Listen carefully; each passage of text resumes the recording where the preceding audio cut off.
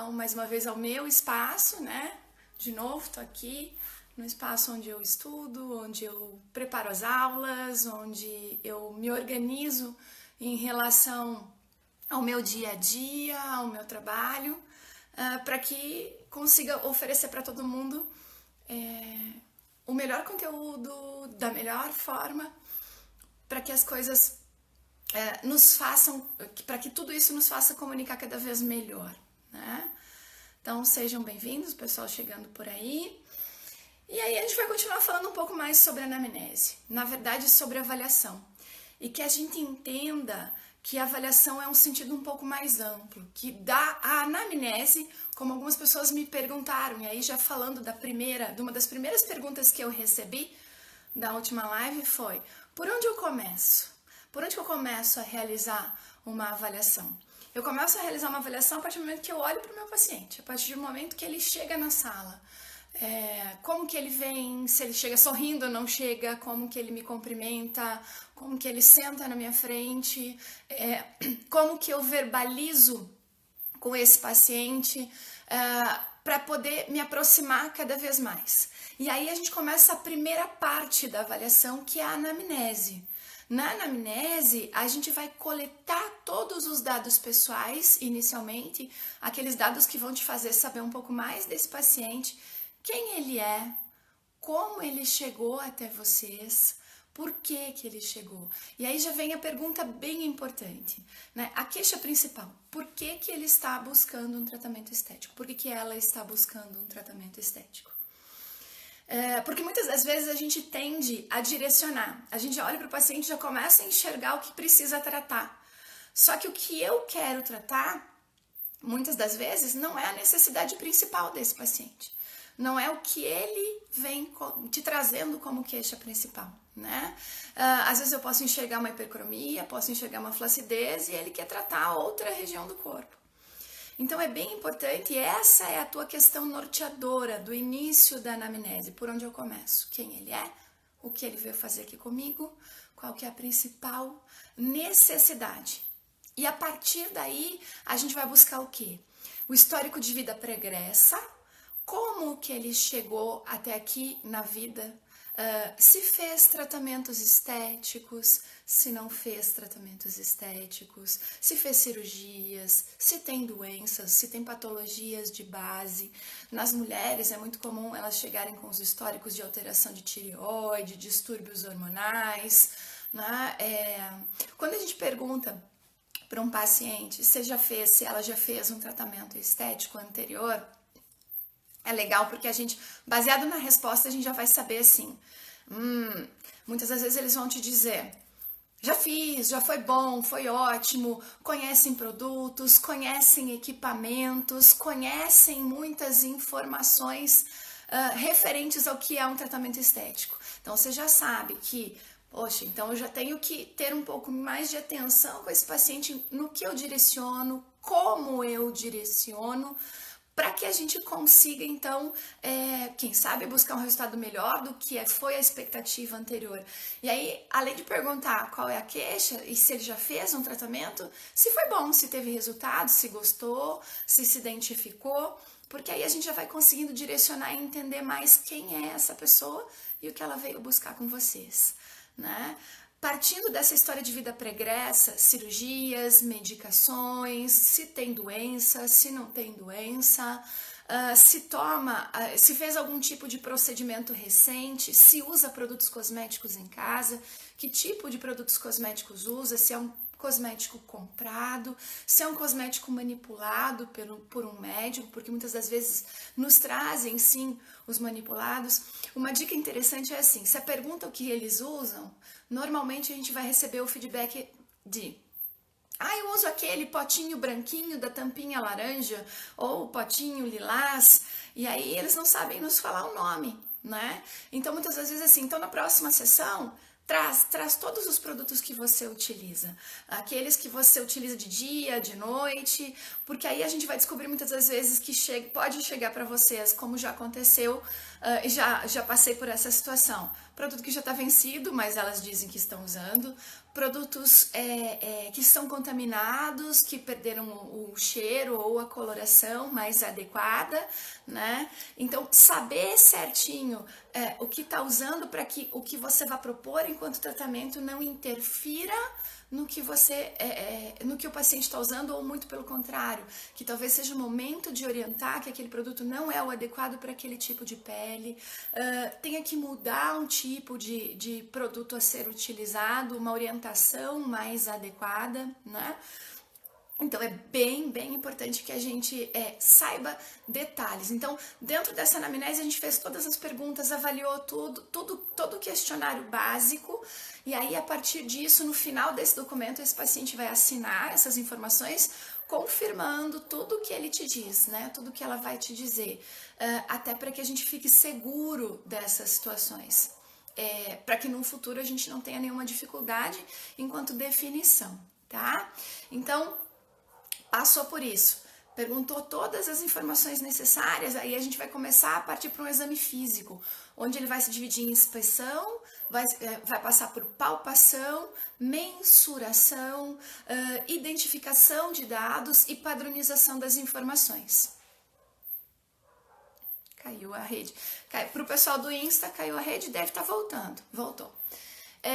Então, a partir dessa situação referente, caiu de novo o Insta, tá voltando. Então, se o pessoal do Insta tiver dificuldade, corre pro Face, porque o Insta tá instável.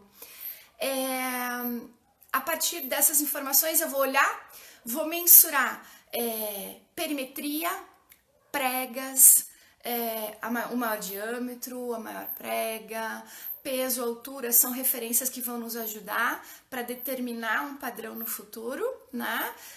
A partir de situações informadas desse paciente, se fez cirurgia, vou olhar todas as cicatrizes, vou olhar como que essas cicatrizes estão, de que forma que elas cicatrizaram, se é hipertrófica, se está escura, se não está escura, né? E vou colocando tudo isso numa ficha e vou padronizando. Então, a avaliação é muito mais do que fazer uma anamnese. A anamnese faz parte da avaliação. E aí eu começo, sim, pela anamnese, pelas questões principais, e parto para a avaliação física, determinando e usando instrumentais que me apoiem. Desde uma simples trena a passar por uma máquina fotográfica, um equipamento de termografia que me possa então estar ajudando e apoiando a determinar os indicadores, como a gente falou na outra live, quais são os indicadores iniciais e finalizar, então quais são os indicadores finais, como estava antes e como ficou depois. Acho que finaliza a ideia de como iniciar um processo de avaliação. Outra pergunta interessante que veio foi sobre a lâmpada de Wood ou luz de Wood, né? O filtro de Wood. É um instrumento já utilizado há bastante tempo e o objetivo dele é usar uma luz para determinar a diferença de coloração na pele, para te ajudar a determinar o que é mais superficial, o que é mais profundo, o que tem mais coloração, e que coloração é essa, e onde ela pode estar em camadas específicas do organismo. Da pele, se é epidermal, se é na derme, e isso pode ajudar, pode facilitar. Tem referência de Pônzio desde 1993, quando ele fez um trabalho para tentar validar a fidedignidade da luz. Ele chegou à conclusão que existe variação e que essa variação vai estar relacionado inclusive aos indivíduos, né?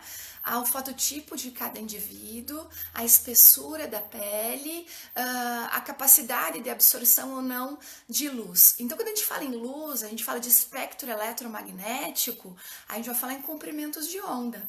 Opa, então a gente vai falar um pouquinho de física agora.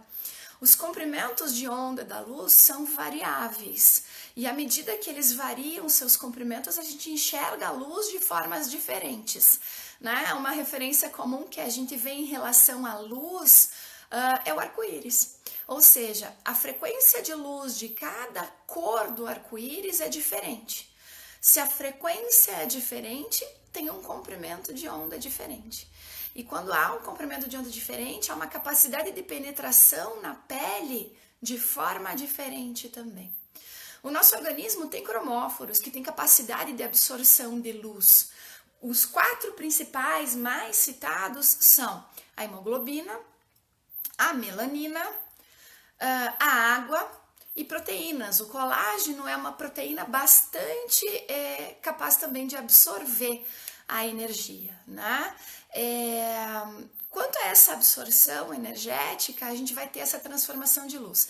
No Wood, funciona desse jeito. É uma luz que tem um filtro específico e que vai ter um comprimento de onda variável entre 320 e 400 nanômetros, que tem uma capacidade de opacidade que quase chega aí num comprimento de luz azul. E essa opacidade vai ter a facilidade de, quando incide na pele, a partir do momento que ela incida na pele, ela vai refletir ou não. Então, se tem cromóforo, absorve. Se não tem cromóforo, reflete em periferia. E como a gente fala de pigmentação, a gente tem melanina na superfície. E quanto maior for a quantidade de melanina, maior é a absorção dessa energia e maior o escurecimento da mancha. Quanto menor quantidade de melanina, menor a capacidade de absorção, mais reflexão a partir dessa característica. Então, o que a gente precisa levar em consideração aqui? Que a luz é um grande facilitador e um apoio na avaliação. Não é 100%, não é? Tem artigos falando dessa diferença. Tem 2 artigos bem interessantes que depois a gente conversa sobre disponibilizar para vocês. E aí, a partir disso, você tem a facilidade de saber se essa pigmentação alterada é mais superficial ou profunda e te nortear para definir um tratamento mais profundo ou não, mais inflamatório ou não, pela característica de fototipo do teu paciente e pelo histórico que ele vai te apresentar. E aí a somatória dessas informações vão te ajudar a definir com mais facilidade se você vai usar um peeling, se você não vai usar um peeling físico, químico, se tem que usar um despigmentante, o que vai acontecer. Não estou entrando no mérito do protocolo, não, é só para a gente entender que o apoio da luz em relação à característica física que ela apresenta, ela pode apoiar e orientar na tua definição da avaliação, sim, se de repente essa hiperpigmentação é mais superficial ou profunda, e nortear o teu trabalho. Então a luz de Wood serve sim como um grande apoio lá na fase instrumental da avaliação física do teu paciente, para você traçar um parâmetro antes e depois e criar um indicador de resultado antes e depois. Ainda em relação aos questionários e a definição aqui, sigo para mais uma situação. Se a gente fez todas aquelas perguntas de histórico inicial, de vida do teu paciente, quais eram as possíveis patologias ou não, dá muito medo e insegurança, às vezes, quando o teu paciente apresenta um histórico como esse. E aí, professora, posso fazer, não posso fazer o tratamento? Como é que eu faço isso, né? Posso assumir isso? Posso chegar a realizar um procedimento por conta desse histórico inicial? Então, ter tudo isso é uma referência e muitas das vezes uma grande dúvida está ligada às indicações e contraindicações dos recursos que vocês vão utilizar no tratamento, seja manual, seja cosmético, ou seja eletroterápico, eletrotermofototerápico. Então, a gente vai dividir muito as contraindicações entre o que a gente vai chamar de relativas e absolutas, né? Existem para alguns casos contraindicações que são totalmente relativas, do tipo, a minha paciente tem diabetes, o que eu faço? Tenho que pensar, essa diabetes é tipo 1, tipo 2, toma a medicação, tá controlada? Tá controlada, tá certinho, já vem acompanhando isso há um determinado tempo, a gente diz que seria uma contraindicação no descontrolado dessa patologia, não numa fase de controle onde ela acompanha por um tratamento. Importante, inclusive, que ela faça comunicação com o médico de um procedimento que seja realizado. Hiperipotireoidismo, mesma coisa. É importante que você conheça esse paciente e que a partir de conhecer esse paciente, ela tem o hipo, tem uma característica específica, tá te procurando por uma mudança de pele, por queda de cabelo, por aumento de peso. O hipotireoidismo, algumas referências dizem assim, é contraindicado tratar corporal com hipotireoidismo por conta da... não vai ter resultado. Então, peraí, não é que não seja indicado, não é uma contraindicação absoluta, é uma alteração que pode estar relacionada ao fato de que talvez um procedimento que tenha uma ação lipolítica que vocês queiram trabalhar não vai ter o resultado esperado ou não vai ter o resultado tão eficaz quanto outros pacientes e até pode não ter resultado, porque tem um histórico anterior. Algumas contraindicações que a gente vai caminhar para uma relação assim, é absoluta, não pode utilizar. Por exemplo, paciente que tem marca-passo. Quem tem marca-passo não pode utilizar corrente elétrica de maneira alguma, nenhum tipo. Quando a gente fala em pinos ou placas metálicas, a região que tem esses tipos de pinos ou placas metálicas é uma contraindicação absoluta para corrente elétrica ou algum tipo de recurso de aquecimento local. Quando o paciente traz para você a referência de que é gestante, está gestante, grande parte dos recursos são contraindicados. Alguns são contraindicados na região abdominal e outros são contraindicados totalmente. Paciente te diz assim, oncologia é uma coisa bem complexa, a gente está num período onde os casos de câncer são crescentes, sim, cada vez mais a gente tem um histórico de alguém que já se tratou de câncer e está buscando um tratamento estético, e aí nesse momento a decisão vai ser em conjunto com o médico, porque uma vez que o paciente teve um quadro neoplásico em determinada área do corpo, ele tem um percentual muito maior de probabilidade de desenvolver uma metástase. Então, amanhã ou depois, esse paciente desenvolve uma metástase, está realizando um procedimento, isso pode gerar um desconforto para ele. Agora, está curado, o paciente tem alta médica, então que o médico faça essa orientação, faça essa descrição de que ele está liberado sim para realizar o procedimento, né? Porque aí a segurança é tua e do paciente.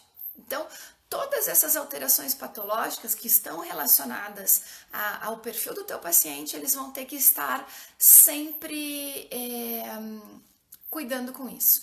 Uma das coisas que a gente atende bastante aí são pacientes que vêm pós-cirurgia bariátrica, né? Até porque eles estão num processo de emagrecimento, esse emagrecimento está mudando características da harmonia corporal e aí a busca é muito grande do tipo, o que eu faço, né? Como é que eu faço? Bom, o entendimento que o processo de emagrecimento vai ser rápido e essa rapidez vai deixar o paciente sempre com uma aparência de maior flacidez, de mudança de contorno corporal que é preocupante e por ser preocupante a gente precisa acompanhar. Se não há nenhum histórico patológico associado, se não tem a contraindicação específica de pinos, de placas, de marca-passo ou de outra coisa associada, não há o impedimento de se realizar um tratamento estético. E o que mais procura é a flacidez, muitas das vezes nesse momento, deve-se fazer sim. Porém, importante que fique claro para o paciente que o resultado que ele vai encontrar não vai ser exatamente o esperado ou na velocidade que ele está esperando. Uma das coisas que a gente precisa estar muito atento no momento da avaliação é a relação que o paciente vai ter. Expectativa alta em relação ao resultado, né? Muitas das vezes os pacientes chegam com a ideia de que aquela moça da revista é uma referência e eu quero ficar igual. Então a gente tem que ter esse cuidado, né? Porque a probabilidade de resultados é preocupante com relação à expectativa, né? Então vamos pensar um pouquinho. como é que eu vou ajudar a direcionar esse encontro entre alguém que vem buscar um resultado milagroso e o que eu posso oferecer em relação à característica.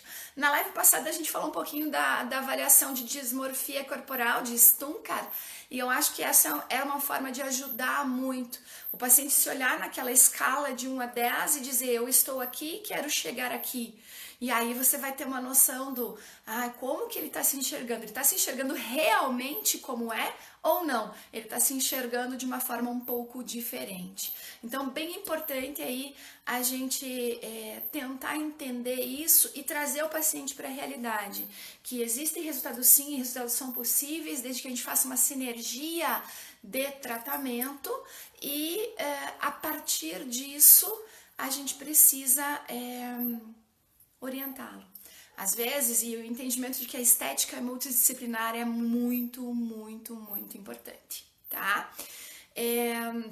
Para que a gente consiga orientar melhor todo mundo e o resultado acontecer com clareza, acontecer com segurança também, né? Eu acho que a equipe multidisciplinar, em muitos casos, e aí quando a gente fala de bariátrica, só fechando então esse ciclo na resposta, é que o trabalho multidisciplinar vai ser muito, muito importante, tá? Seguindo aí, pra gente finalizar a ideia das respostas, eu tive questionamentos, todos receberam as respostas de todas as perguntas que eu recebi e defini essas assim como as mais importantes para que a gente possa discutir aqui, porque eu acredito que foi as que foram mais coincidentes entre perguntas, né? Foi o que mais foi comum e aí isso nos orientou a trazer essas informações aqui. Então, assim, fechando perante toda essa ideia principal aí de anamnese, eu gostaria de deixar claro a ideia, que fique claro pra gente que a anamnese é uma parte de avaliação, que a avaliação é algo muito amplo e que a avaliação, ela vai sim fazer a diferença no resultado do tratamento de vocês. Ela vai ser o norte para isso, né? Profissionais que se atualizam sempre são profissionais que vão sempre oferecer o melhor, né? Veio só para colocar aqui, estou observando algumas perguntas que vão chegando, depois eu respondo a todas, podem ficar bem tranquilos. Quem já mandou pergunta da outra vez sabe que recebeu a resposta sim, né?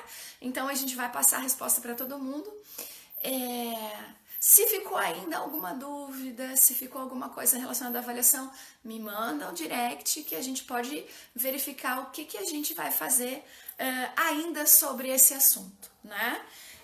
Para os artigos relacionados à luz de Wood, relacionados à finalização da avaliação, de como que a gente pode facilitar instrumentais da avaliação, manda um direct e no direct eu preciso do nome completo. Vieram alguns directs sem o nome completo, é importante para que a gente tenha que saber quem é quem, porque quando a gente entra na rede social são nomes diferentes, então o nome completo é importante para a gente achar vocês com mais facilidade.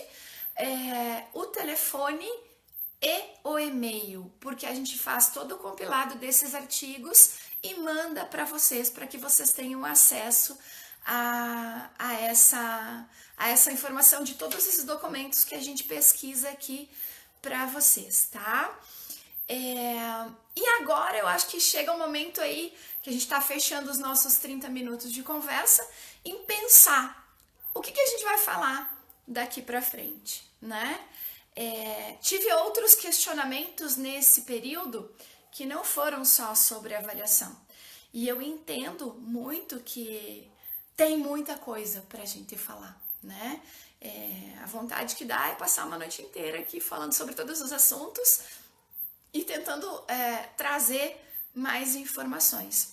Então, acredito que aqui vocês também podem começar a pensar e me ajudar a temas que a gente possa continuar. Então, como da outra vez eu falei, se for legal, se for interessante, se a gente puder começar a falar com mais frequência, mandem temas, e a gente recebeu informações e está trazendo, né? Então, para a sequência, eu acredito muito na possibilidade de temas que a gente possa estar falando e que vocês possam dizer isso para facilitar, para que a gente consiga falar em algo que é necessário, que vocês têm interesse, tá? O que mais ainda quero dividir com vocês, então, é que nesse período aí vocês vão encontrar algumas coisas diferentes. Quem tá olhando a minha rede social tá encontrando que tem algumas coisas diferentes, tem uma logomarca, tem algumas coisas que estão começando a aparecer. E acredito que mais surpresas vão começar a acontecer aí ao longo desse caminho, mais novidades, né?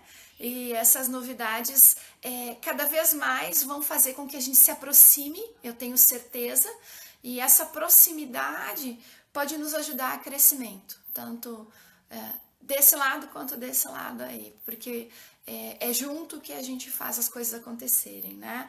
Nesse último final de semana em aula em Passo Fundo, a gente falou muito de uma frase, e os alunos acabaram repetindo várias vezes, né? Que é uma frase que diz que o sábio tem medo e o ignorante tem coragem, né?